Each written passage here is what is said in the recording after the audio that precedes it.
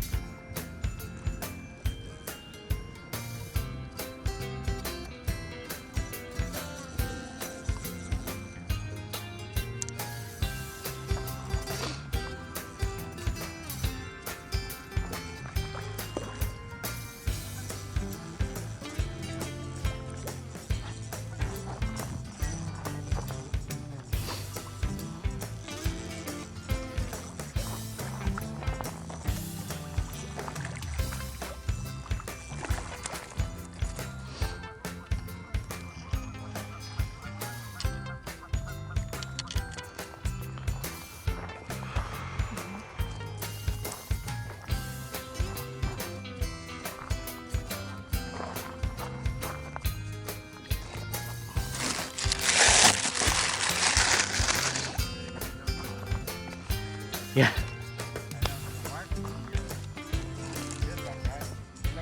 Sure.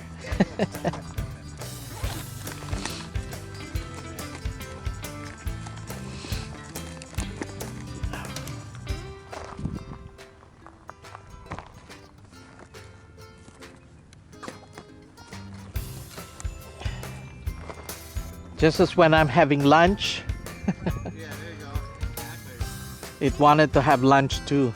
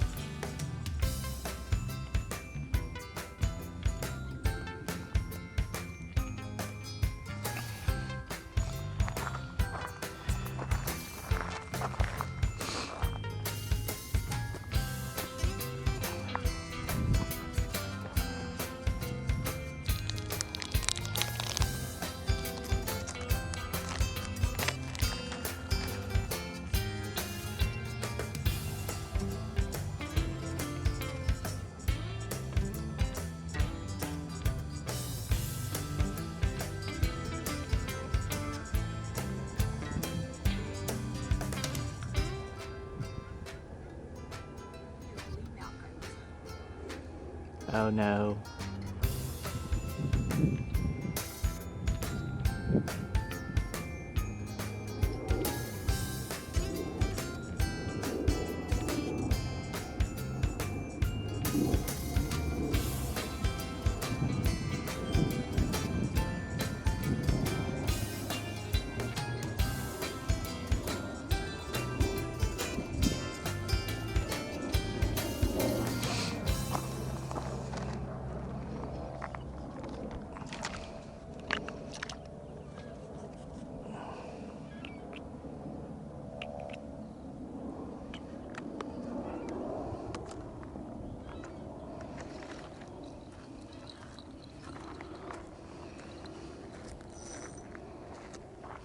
Thanks.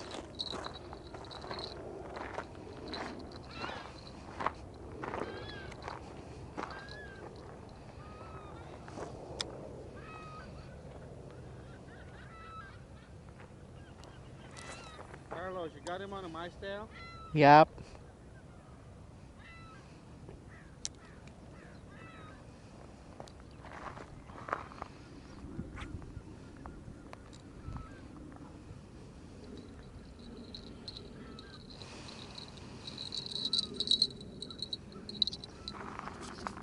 So the technique that I was using that day, again, is quite simple. I wasn't casting very far, okay, from the shore. And, I had this R2F rod on a rod holder, staked pretty much straight up, and I had a bell. And I direct tied my hook, okay, onto the line. And I may still even have it here. And I had two split shots in one end. I must have had like a leader about this long. Okay, and I kept on adjusting that depending on how far I threw it out.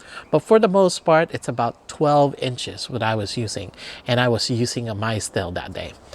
Anyway, the last ones would swim close to shore, and they would hit the mice tail, and essentially the rod itself had a flexible enough tip that when it snaps back like this, it actually catches the fish when they try to swim away. And again, it's just a matter of management. And when you see the pull like that, or you hear the bell, immediately I picked up the rod and I set it. And the key is you have to hold your rod so that you've got that tension always in place. Okay, that's the key to when you have a direct tie like that. I had actually a slack, okay, that allowed the fish to pull that line quite a bit. And when I saw that line straighten out that way and I heard the bell go like this, that first snap, you need to be able to pick up your rod and actually set that line. And at that point, all you need to do is hold onto that rod and make sure that the rod bend is in place. And if the rod is too stiff, you have a tendency that the hook would pop out of the fish's mouth.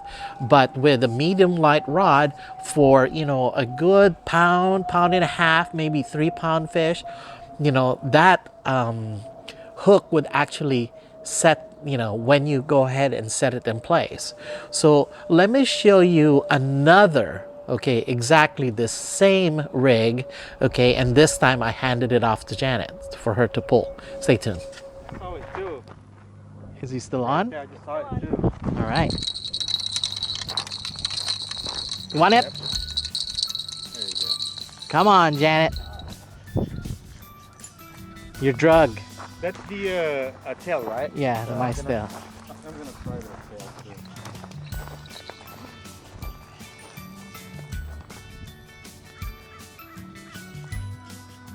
Same size. I got a net. If you want to use the net. Nah, she'll just drag it in. See, this is a Walmart rod, man. Medium light. The same size. Ooh.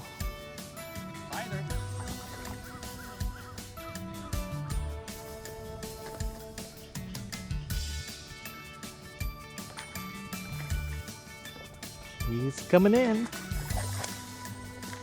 Ooh-hoo-hoo.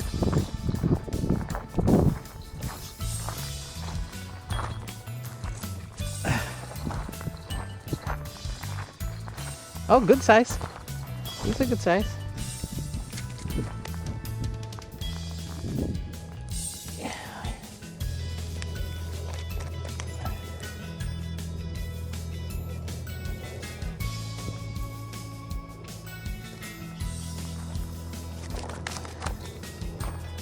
Hello. Oh, he slapped me. How dare you? He slapped me.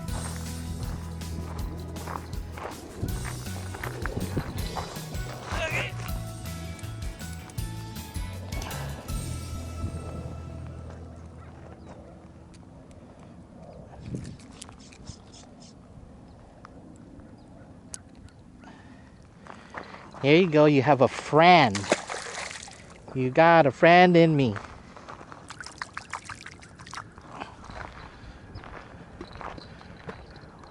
Wait, I'm gonna check the thing and make sure that it doesn't need to be retied. Okay. What? There you go. I just juiced it though, and just Okay. let you know.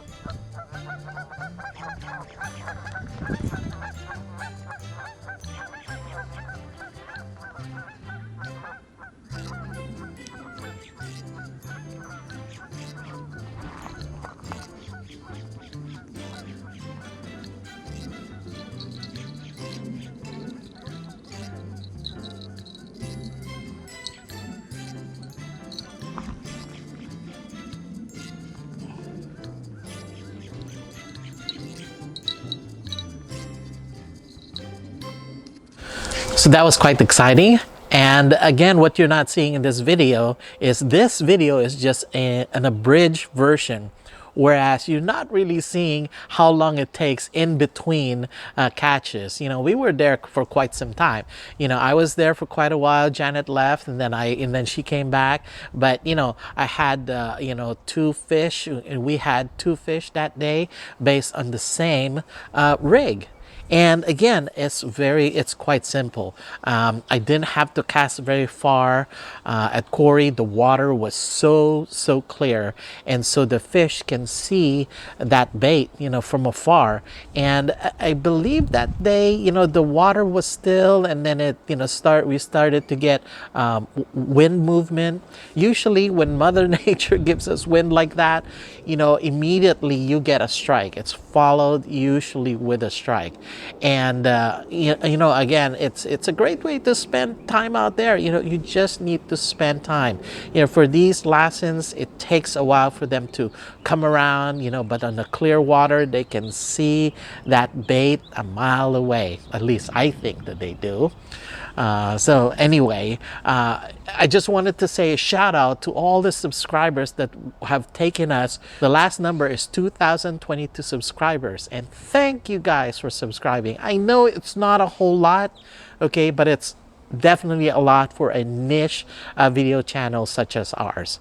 Again, thank you for subscribing. And now that we're sheltered in place, do make a comment. You know, I appreciate when you guys actually make a comment, because I read them. You know, I read those all, and I try to respond to them. And again, there are definitely a lot of positive comments out there, and I do appreciate the good comments that you guys put in place. There are techniques that we teach, and again, you know, if you don't have anything good to say, just don't say it. At least not in this time of a crisis that we're in. That we just want to communicate with each other. But again, thank you guys for subscribing, and for those, again, you know, as far as our channel goes, statistics wise, it seems like we're actually getting more non-subscribers watching our channel than our subscriber coming back to watching our channel. But again, hit that subscribe button because I hope that you guys enjoy our channel. So one more thing. So this next video, you know, that I'm going to show you, shows the benefit of why I use a bait feeder reel. Okay, just as a review, bait feeder reel essentially has two drags. You've got the front drag, okay, and then you've got the rear drag. For trouting, okay, when I'm fishing for these lessons, I like to let them take and swallow that bait and then run with it, okay? Run with it meaning swim away with it, okay? And I don't want any load, okay, that will allow the fish to spit that bait out, okay? And so, like I said, I usually keep the rear drag loose, okay, and the front drag is always set. I mean, I don't need to make any adjustments. The only time that I would make adjustments if suddenly I have a big fish and, you know, I gotta loosen it up a bit in order for the fish to fight. But let me show you exactly what happened. I was waiting again, you know, I was waiting for quite some time, at least a couple hours. I was changing baits in between. And, you know, as soon as, of course, you know, I picked up my phone and I was looking up at something, and then suddenly I hear this zzz, you know, and exactly what happened was the fish took the bait and just kept swimming away. And so the rear drag was giving me an audible as well as, you know, swimming away, allowing that fish to swim away. Let me show you what happened.